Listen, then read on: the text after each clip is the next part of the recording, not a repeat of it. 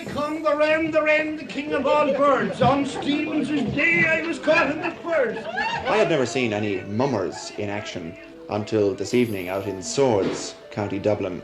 You may not know much about mumming, and if you don't, you're in much the same boat as myself. Who was that young whippersnapper?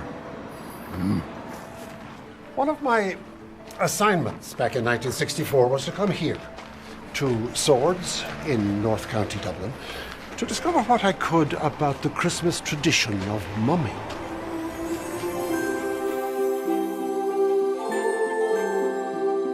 And here I am, and I'm back in Swords, in the lovely grounds of Swords Castle. And my mission is to find out if the mumming tradition is still alive and well in this part of the world.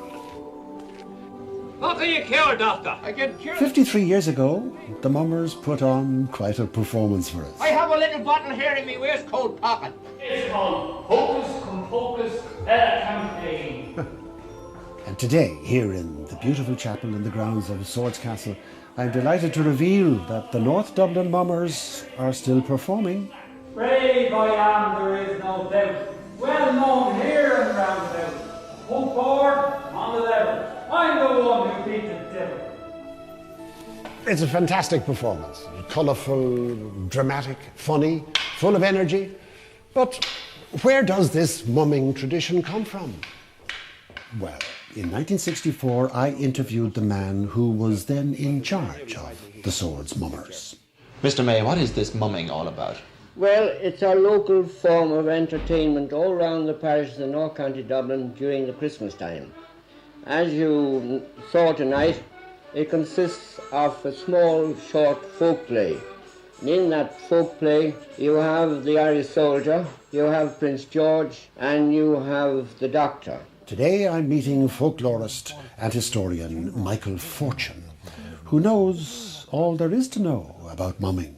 The particular Christmas mumming play, it's probably at its strongest here in Fingal. It's kind of born that same tradition, in the same tradition as the Wren Boys of gathering money, but it's also the play element is really particular to here, and that's what's really special. That's interesting. I was wondering, was it connected with the Wren Boys? But it does have an association with the Wren Boys, doesn't it? It would, yeah. We kind of connected to a broader kind of sense of kind of the act of mumming is to basically to cover your face and to be in disguise. And come on, little devil in, little devil out. I chew tobacco in my mouth.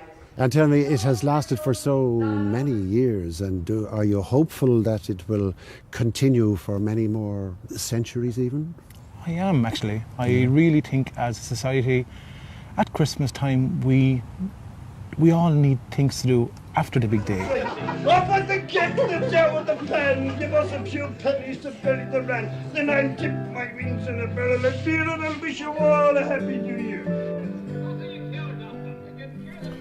You know, looking back over this archive, it's poignant to think that most of the people we filmed with are no longer with us.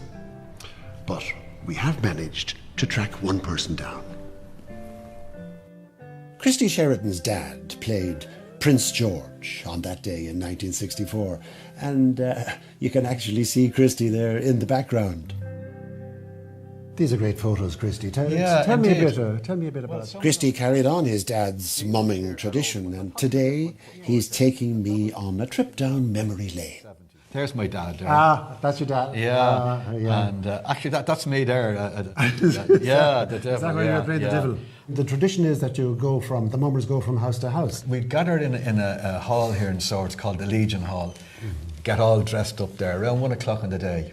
And we wouldn't finish till 12 o'clock at night, that St. Stephen's Day. Yeah. It's pretty tough going. Tough going. There was no glamour attached to it. Whatever about Stephen's Day, but it went on into February. Did it really? It did, yeah. We would go down to maybe, we go to Skerries and we go to Balbriggan, even up as far as Drogheda, every Saturday. Did you continue then with the mummers for some years afterwards? Or? I did, yeah. Well into my 20s. I wasn't that mad about it, but on reflection, when I think back on it now, it was great that I got that time to spend with my father and play music with him.